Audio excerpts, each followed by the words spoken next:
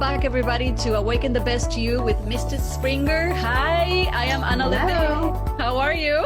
I'm good. How are you, Anna? I am so fascinated by this episode. This is The Voice of Fear, is what we're talking about today. And I think it is time to talk about this.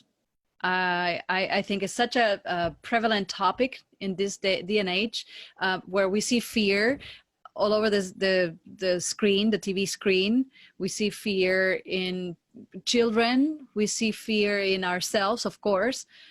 It's really, really prevalent. That's what I feel. Oh, everywhere. I feel like it's how we have been accustomed to look at everything through the lens of fear. And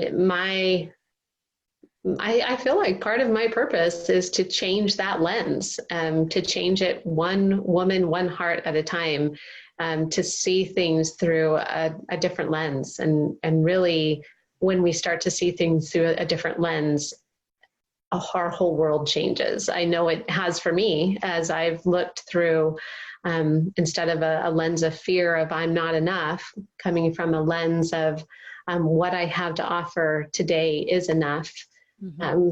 Everything changes. Yes, absolutely. And I think sometimes people don't realize that as women, we live more in fear on a day-to-day basis. I never thought about it until, I started to do this work.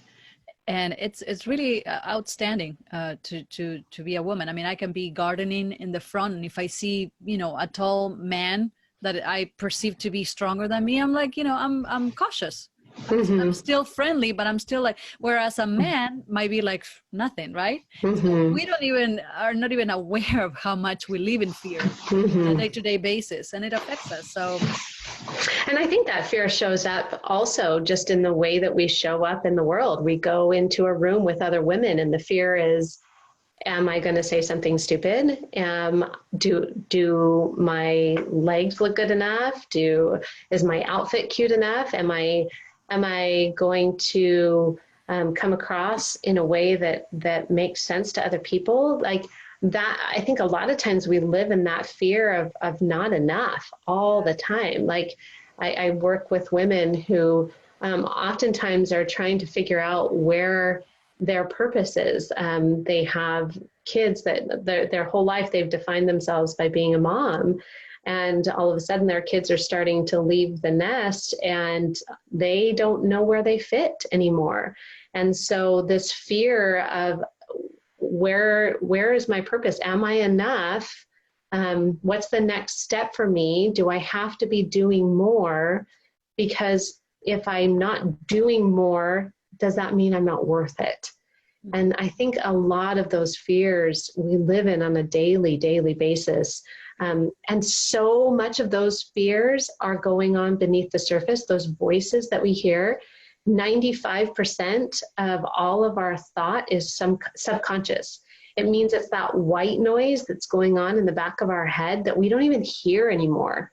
It's been going on for so long that we don't hear it. Right. We just live in it. We're like wallowing in this fear all the time, and we don't even know it's happening. We just feel the effects of it. We feel discouraged. We feel disconnected. We feel numb. We feel like we're not living our life. We're just going through the motions. I lived in it myself for a long time. It felt like I'm fine. Like that was about all I could say is, yeah, I'm fine. I wasn't really living, didn't really feel connected to others, myself, my purpose. I was just going through the motions. And I think a lot of women are in that place. Yes. And I think it has to do also, I mean, for the person, but also as a society, even when we look at stay-home moms, I don't think being a woman has been celebrated how it should be. In my humble opinion, I have gone through this, having the identity of being a mom, even though I had a profession and I was working, and feeling almost like nobody's patting you in the back. Nobody's really recognizing. It's just a given. And so then, like you said, I mean, then the kids grow up and what do? And how do you get recognition? And then now on top of that, you have the problem that you're not in touch with yourself because you have so many brick walls that you created because it's so painful. Exactly. Yeah. Yeah. Yeah. And those invisible brick walls they are what stop us, right? It's that, I like to call it the terror barrier. It's, our body is a beautiful gift, and our brain is really, it's designed to want to move forward and want to progress. We want to step into this best version of ourselves. That's our higher, more developed brain. But we also have our lower brain that has been designed to keep us safe. And so that safety feels like comfortable, it feels familiar, it feels like everything that we have done before. And so when we start to question that safety, and when we start to step into something new, whether that new is a new thought or whether that new is a new way of showing up in the world, our survival brain is going to kick in and say, whoa, don't go there. Don't do that. That is scary. You don't know if you're going to survive that. Let's just go right back to what's familiar. So even I work with a lot of women who are trying to change their relationship with food in their body, and they've used food for so long as a way to numb emotion, that when we start to talk about using food in a different way, it feels so scary because they don't know if they have the coping mechanisms to deal with the emotions, because they've used food for so long to numb that they don't know how to move forward without that safety net anymore. And do you find that, I'm really curious about that part of the process, because the first step is to recognize that we actually want to be connected to ourselves, that we want to explore this. That's the first step. Then taking the action to contact you. But then once we are in the dance, like we say, that place that is super raw, where that you have to make a change and you're scared.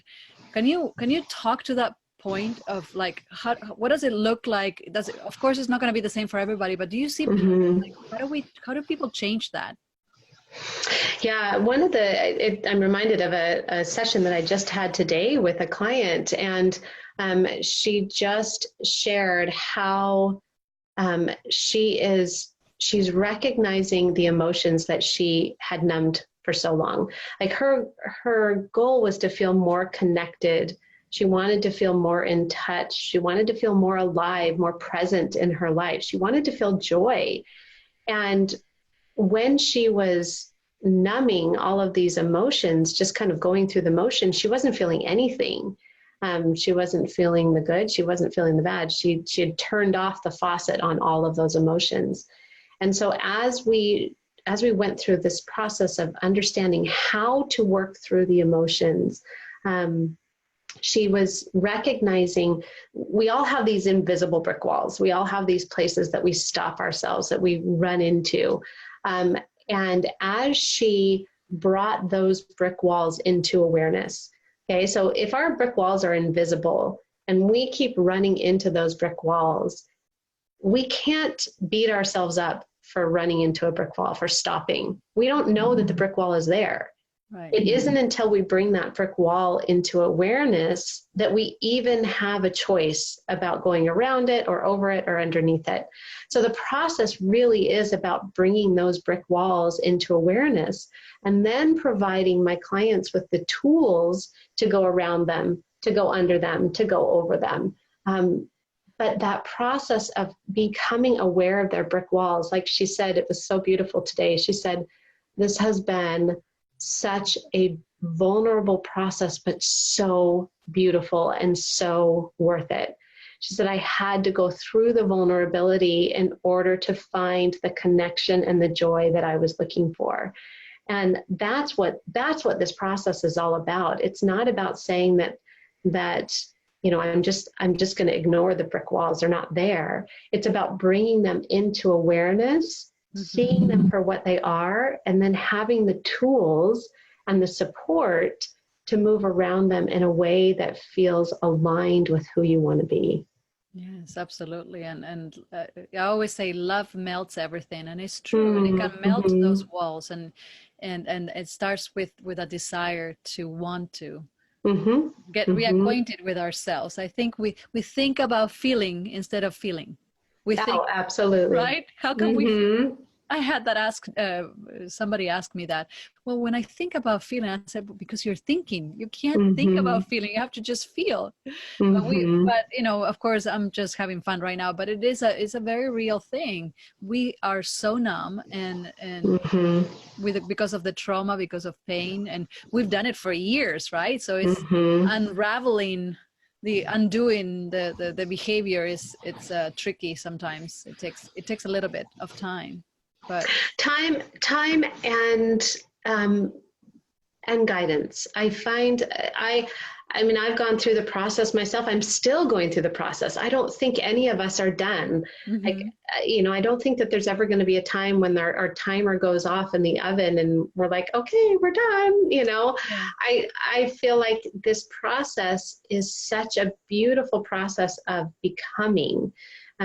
And it's becoming in a way that feels aligned, really. I mean, that's just the word I keep coming back to, but it is so true. It's that I want to be aligned with the woman I know in my heart that I'm meant to be. And that's really, when I think and I wake up every morning and I think about what I get to do on a daily basis, that is what lights me up, is that I have the unique privilege and honor of walking side by side with women and helping them to see themselves through the eyes of the way that God sees them, that they can step into that confidence and be the woman they know in their heart they were meant to be. And that's my purpose, that's my passion, and that can be how they show up in their relationships. That can be how they show up in their relationship with food and their body. That can be in how they show up in their work and business. That can show up in how they parent as a mother. There's so many ways that this touches all aspects of our life. Yes, I would think that if you change one aspect, it's going to impact others, right? So oh yeah, the way we do one thing is the way we do everything. Yeah, that's the fun thing. So I know that, you know, we were just talking about thinking about feeling, and so it's important. I think you mentioned before that you help people get quiet so that they can get in touch with their divine purpose and who they actually are, our authentic self, that we already are it. It's not like we have to become anything. We already are that, but for some reason we didn't feel we have the permission, or we felt guilt, or we felt fear, or whatever it is, or anger. I mean, any of the negative emotions, they're all the same after all. You know, so can you speak to that a little bit? Like, you know, how do we get quiet? How, you know, what does it give us to get quiet? I think the quiet is the key. I think we have trained ourselves for so long to stay busy. And oftentimes that is a way to numb. Just we want to get away from these negative voices in our head that are telling us that we're not enough. And so the way that we do that is by staying busy. By checking off to-do lists, by sticking with a plan. If I just do this perfectly, then I give myself permission to think that I'm okay. And that's really what it is about. I love that you mentioned that, you know, sometimes getting permission, but I would say that oftentimes what I find with my clients is we need to give ourselves permission to be okay and to see the best in ourselves. Oftentimes it's, you know, we can recognize, I know I was here myself for a lot of years. I know what everybody else needs. I know what everybody else wants. I have no idea. I had no idea what I wanted or what I needed or what my purpose was. And so that feeling of being lost and that feeling of just going through the motions is a place that feels numb. It doesn't feel good. And so we try to keep ourselves busy to give ourselves this false sense of purpose. Mm-hmm. And one of the clients that I was working with, she said, it feels like we're trying to give ourselves a badge of honor by staying so busy. Like, oh, look at me. Everything that I did. Yes. Exactly. Because there's that false sense of that means I'm worth it. Yes. And that's the treadmill. That's the hamster wheel, running as fast as we can, but getting nowhere fast. Yes. Yes. When in reality, there's nothing that we have to do in order to, like, we are loved already. Mm-hmm. But although, that's also can be debatable if we had experiences of our parents, so there's a lot of work sometimes that we can do with trauma and fear and in discovering who we truly are. And that's that coming from here, right? Like I know I'm lovable. I have a lot of clients that will say, yeah, I'm worth it. I know it. But to have that become something that we experience and we know throughout our entire being, that's very different than saying, yeah, I can write down I'm worth it. Like I can write it down 100 times but does it translate into what I'm doing and how I'm showing up in the world? Right. And how I actually feel about myself. Exactly. Yes, I was being coached like 5 years ago, and my coach said, it seems to me, according to what you are telling me, that maybe there is a self-love component here. I got so defensive, which is the number one, thing that she hit the nerve. Yes, she hit something there. But it's true, because we want to say from here, it's like, no, I love myself. What do you mean? And again, there's no black and white. Of course, we do love ourselves, but do we truly love ourselves? We would make that choice if we actually loved ourselves. And how can we love ourselves even more deeply, more intimately? And I think that what I find stops a lot of women, and myself included for a long time, was it's selfish to love myself. That I'm not supposed to just love myself. I'm supposed to love everybody else and put myself second. And I think that there's a misconception there. There's love your neighbor as yourself, right? It's not about a selfish love. It's about an aligned love. It's about seeing ourselves as God sees us. It's about seeing ourselves and giving ourselves the same love and appreciation that we do give our kids, our best friend, our husband. We treat them so much better than we treat ourselves. I remember one situation where we were writing negative thoughts that we all have about ourselves. And there was an exercise that I was running in a group of women. It was at a women's retreat. And one of the women misunderstood the instructions, and she thought that I had said, now I want you to go stick these sticky notes on the back of someone else. Oh, no. And she was mortified. She was like, you want me to put these words on the back of somebody else? Why would I do that? And she stopped herself right there and she said, whoa, this is what I'm doing to myself every single day. And I was mortified at the thought of putting this on somebody else.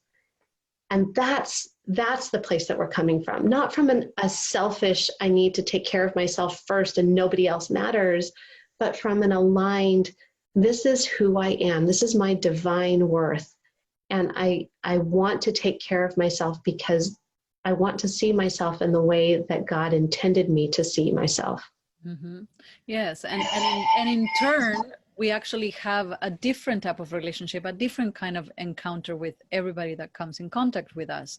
So absolutely. It's not quantity, it's quality, even for children, even in our interactions with children. And of course, that's different at certain ages. They need you more, or differently, I would say. They need you differently at different ages. But Mm-hmm.